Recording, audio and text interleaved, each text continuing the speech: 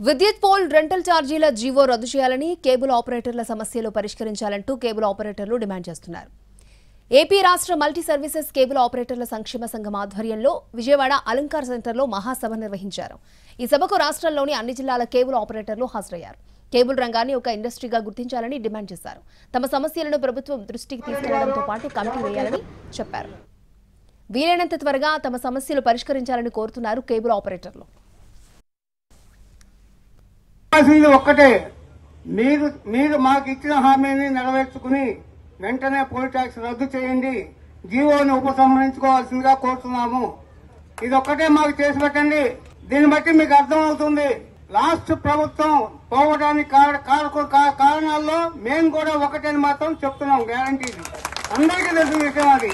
అప్పుడు వాలంటీర్ వ్యవస్థ లేదు, ఇప్పుడు వాలంటీర్ వ్యవస్థ వచ్చినప్పుడు కూడా అంతకంటే గొప్ప వ్యవస్థ కేబుల్ వ్యవస్థ అని మాత్రం తెలియపరుచుకుంటాం.